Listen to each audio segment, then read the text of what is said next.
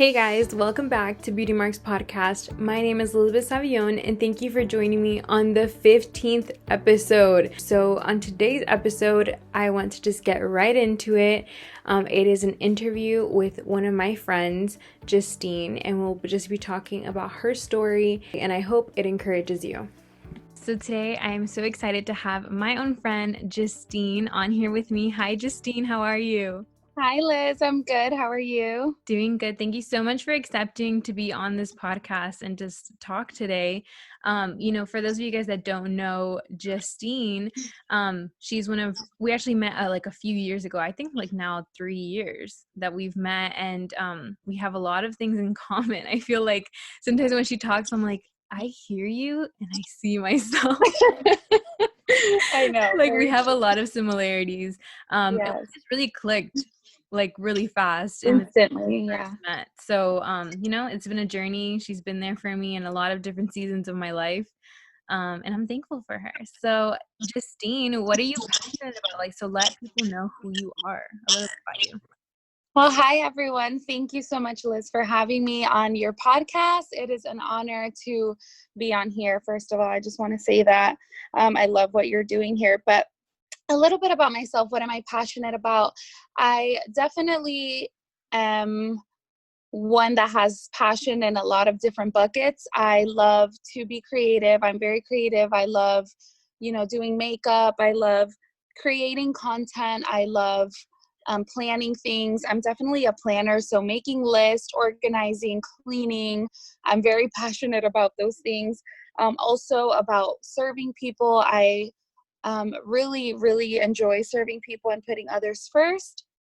And also just, doing things that definitely bring joy to other people. I have a business called the Choose Joy Mission. It is a clothing brand, but it also, just represents how to bring joy into others' lives. So that's something I'm also very passionate about because I know that this world definitely needs some more joy, some more happiness and lightness, especially now with everything going on.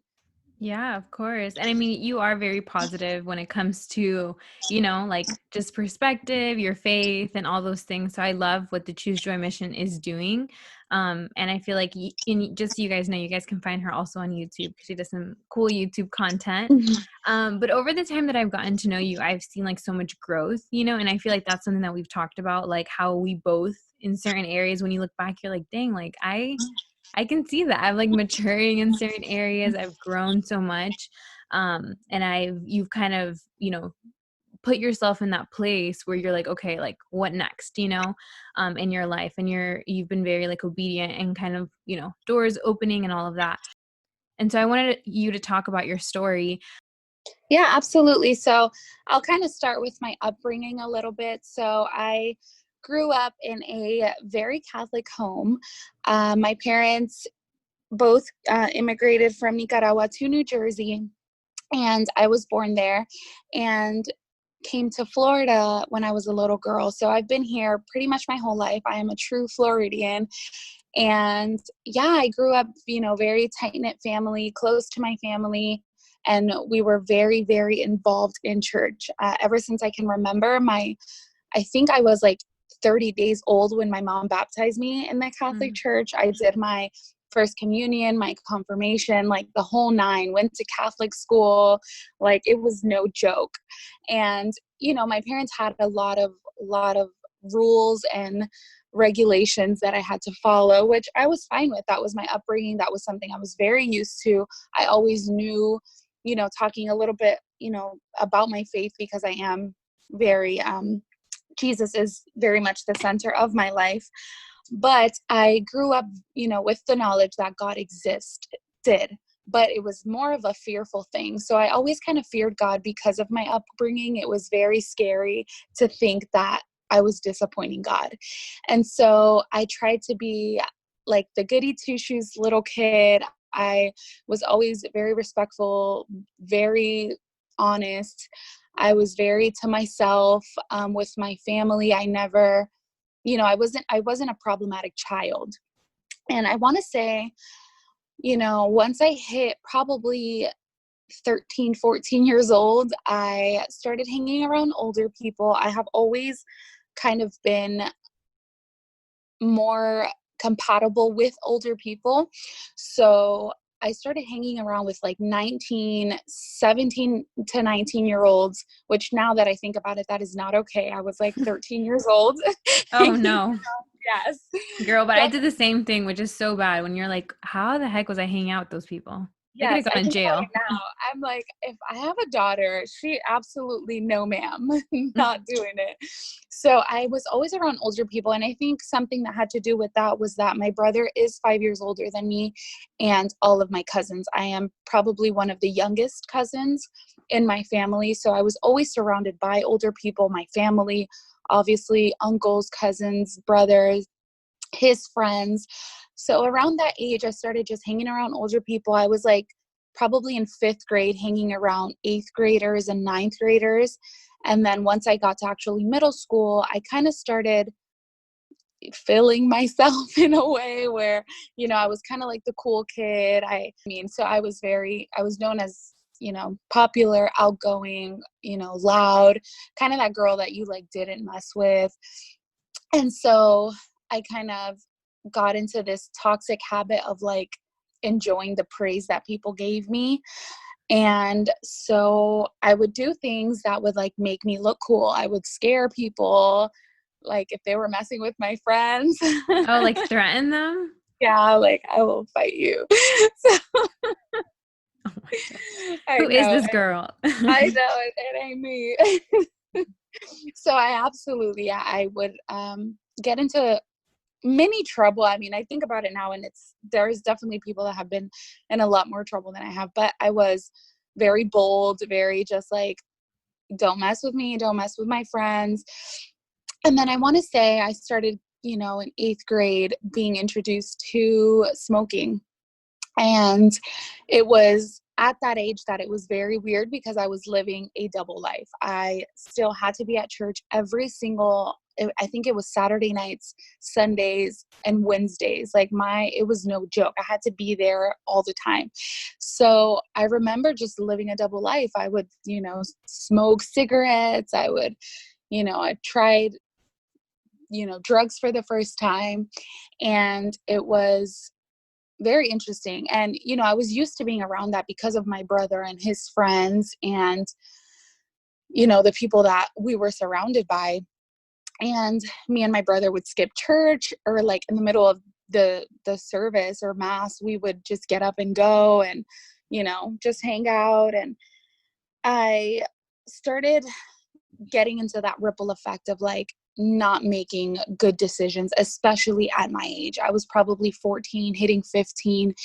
And so all throughout high school, I ended up deciding to go to a semi-private school. It's like a technical school. And so there I started, I was good. I had to have good grades, but I was still also very loud, very outgoing, very, known by, people in the school, especially because it was such a small school. And that's when I got into like my first, I guess, quote unquote, serious relationship. You're in high school. So Yeah, so it's like, are high they school, really serious? I don't know if we count those. you think you're like going to get married tomorrow. So I got into my first, what I would experience, a toxic relationship. And that definitely had I want to say the introduction of me accepting toxicity in my life. And so, we dated probably about a year and a half to 2 years in high school. So then, that relationship didn't work out and I started drinking. I graduated high school a year after we broke up.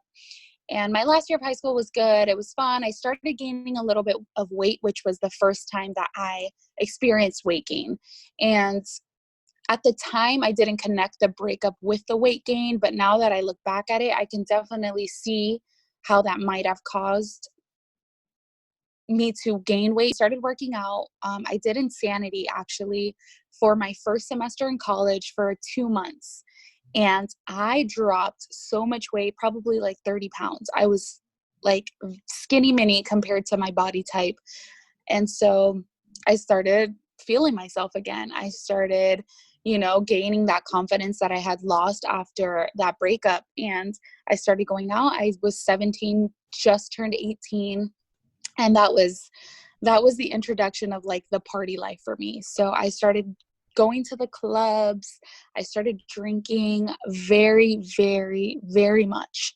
I drank probably like 3 bottles of liquor, like every time I went out. It was a lot of alcohol consumption, and I would just drink my life away. I didn't know what I was doing. I was just living my life. I was young, and that's what I thought that, being 18 meant. You can go and buy your Black and Mild little cigarette things and, Mhm. cigarettes, and it was legal and it was okay. Like, I didn't see anything wrong with it. Obviously, drinking at that age is illegal. I do not recommend it. Do not do it. But, at that age, I was buying Black and Milds and smoking hookah and, living that life. So just the alcohol came with it.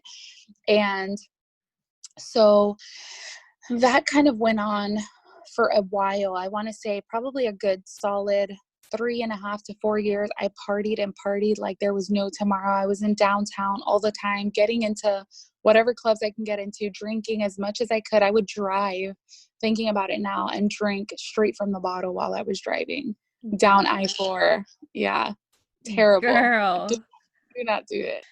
Yeah, fast forward a little bit, I got into another relationship, which was the first, quote unquote serious relationship from my last breakup. That was also very toxic. He later, I later found out that he was living a double life and with someone at the time, while with me as well. And that was very, very toxic because I didn't find out obviously until probably a year into our relationship. And so that, that ended for obvious reasons. I fell into the ripple effect again. I started partying again. I started, going out and trying to fill that void of emptiness because I was already, hurt because this relationship, and then hurt from the one before that. And just, I kind of started getting into that mentality and accepting those lies that I wasn't worthy enough to be loved because there was obviously something wrong with me that couldn't maintain a guy to be around, which is such a lie. It is such a lie that, the enemy uses to women, especially. I know some guys as well, but especially to women, because we take mistakes and blame it on ourselves. And so I started kind of getting very insecure, started drinking, started, living that life again. And I think, I had told my parents, like, I'm done. I don't want to go to church. I don't want to do it. Like, I'm not about it. And I remember my family not being happy about it at all. They were not happy, but I was like, I'm grown. You can't tell me what to do. I don't want to, go to church anymore. I wasn't feeling it. And I got my apartment with one of my friends at the time, and, we left and I got my apartment, and that was that. That was, the beginning of me very estrayed from God and from, the values that I carry. And so after that, I got my apartment, same thing, fun, would drink, have parties, go out, go to the club. I was still in college though, trying to do something right in my life. I was working and going to college. And for me, that was enough because that's all you had to do. That's all I thought is you just got to be in college and you're set. And so I'm like, well, I'm going to school and I'm working. Like, what else am I going to do with my life? So I would just party.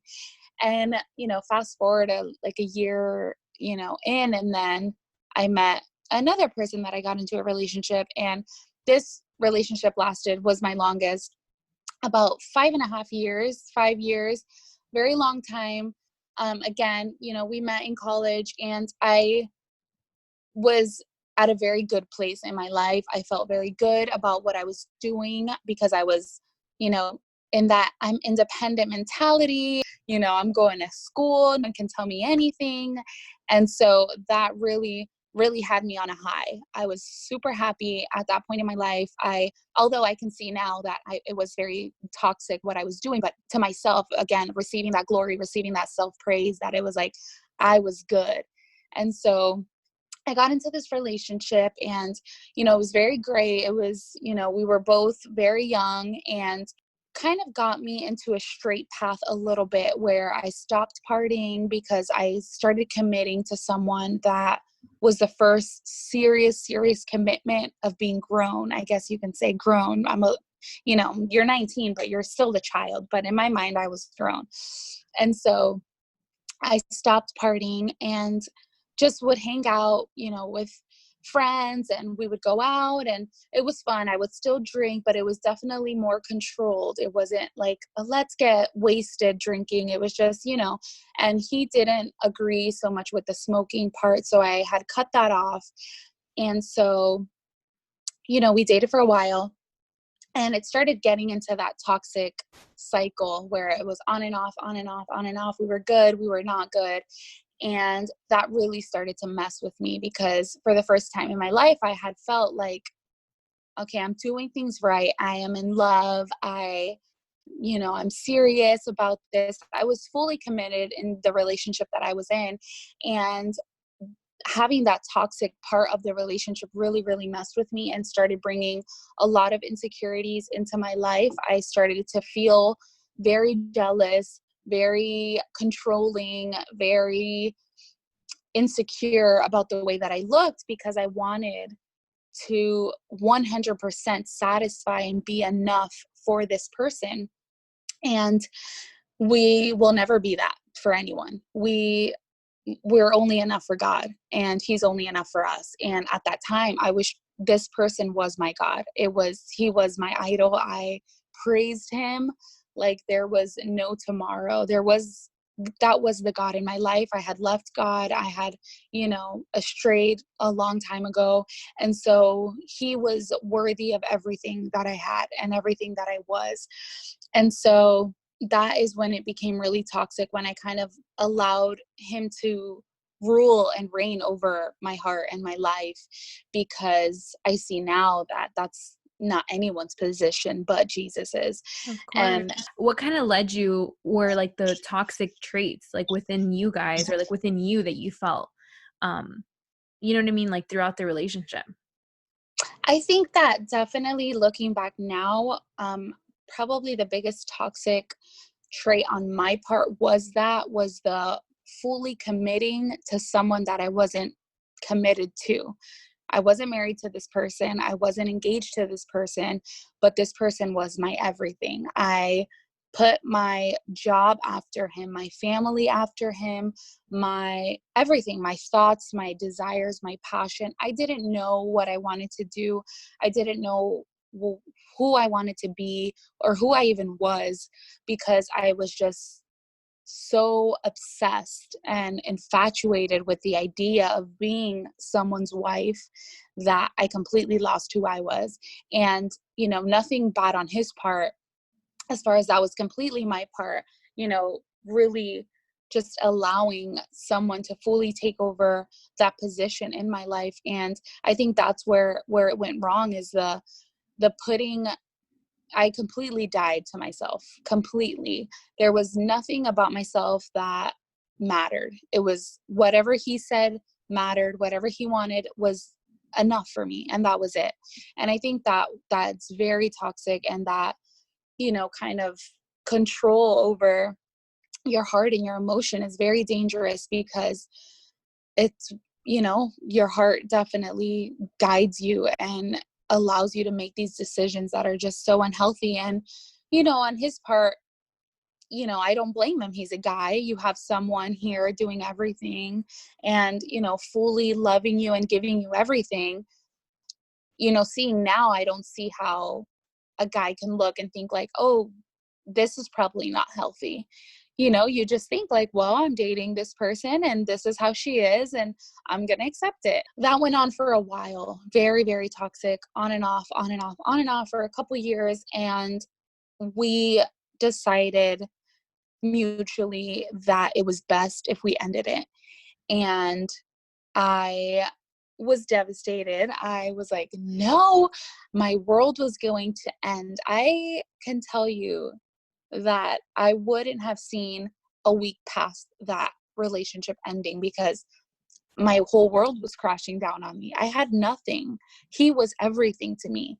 And so, I couldn't breathe. I would wake up nauseous. I was so sick to my stomach because the God of my life was gone. I had nothing anymore.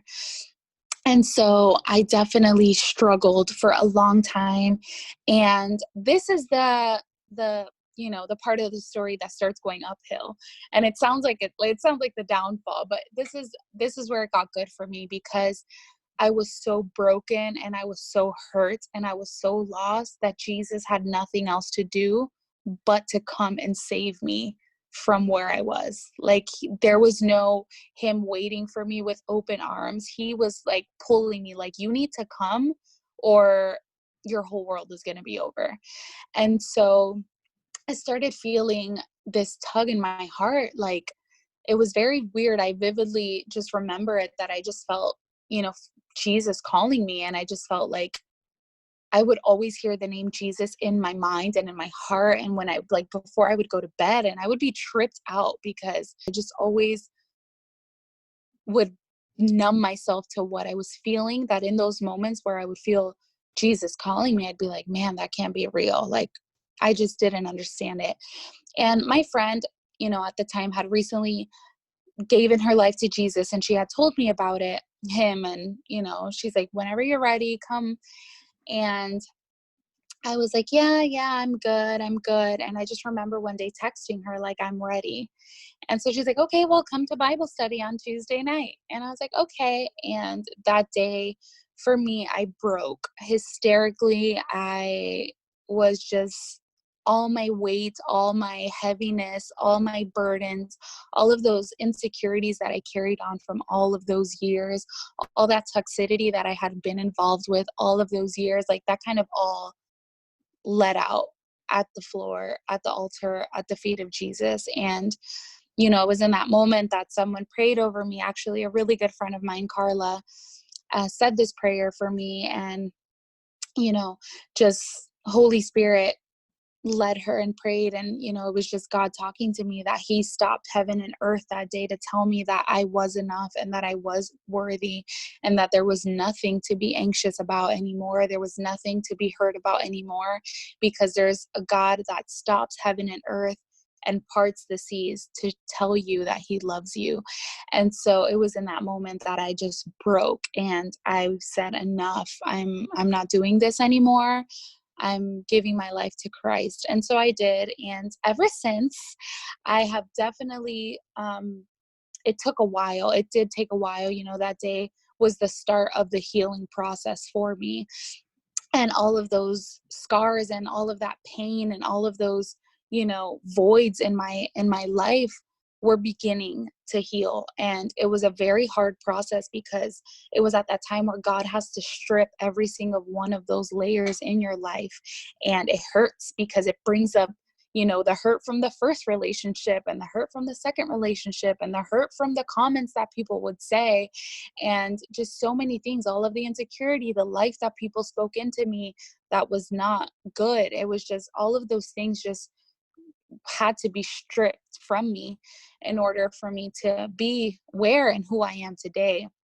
And so, the Bible says, be anxious for nothing, but in prayer and supplication, let the peace of God that surpasses all understanding, cover your heart and overflow, and, allow his love to fill you. And that's what happened. I, allowed that process. It took a lot of years. I want to say, even when I met Liz, I was in my ending phases of my healing process. I was still carrying, a little bit of that burden, and it took a while, but definitely, I think a lot of surrendering and a lot of acceptance, because I didn't want to accept the things that I had done wrong. I wanted to blame it on other people. I wanted to, say it wasn't my fault, and, you know, just put that weight on myself and carry it myself. And, at that time, Jesus wanted to carry it for me. And, it was just the allowing him to heal me that really allowed me to see that I was worthy. And he just started to give me this understanding of joy and what that really meant, and how I would go through things, but that there was joy still in those things. And, just really quickly sharing a scripture, one of my favorite scriptures is James 1:2-4, that says, "Consider it pure joy, my brother and sisters, whenever you face trials of many kinds, because the testing of your faith produces perseverance." When I came across that scripture, when I started, getting into the Bible and, understanding the word of God and prayer and things. And it was that scripture that allowed me to see that it was all of those trials and mistakes and nights of parting and all of those nights of crying and all of those nights of suffering that really allowed me to understand the joy that comes with that, and the healing and the understanding that comes through that. I wouldn't be able to understand the hurt of someone else if it wasn't me persevering through it myself, and me really going through it myself and understanding what Jesus does in that process, and how he can really bring beauty from ashes, because he does beauty from ashes, joy from mourning. You Amen. don't understand that if you don't go through it. And I think that God had me go through those things because of where I am and who I am today. I am a person that is known for, quote unquote, choosing joy. People see me and they say, choose joy. And, part of that has to do with my business. And, because of that, because people have seen me broken and hurt and heavy and weighing down and insecure and feeling inadequate and unworthy. And it is because of what I went through that now I can see the beauty, I can see the joy, I can see the peace, the growth, the identity. Definitely seeing who I am and who I was created to be, and the power that I have through Jesus alone, because by myself I'm nothing.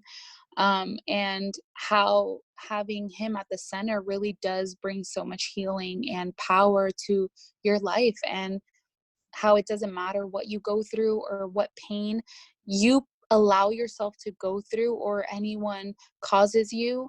But it is through those moments that you persevere, and you definitely see the goodness and the faithfulness of God and his grace getting you by and getting you through.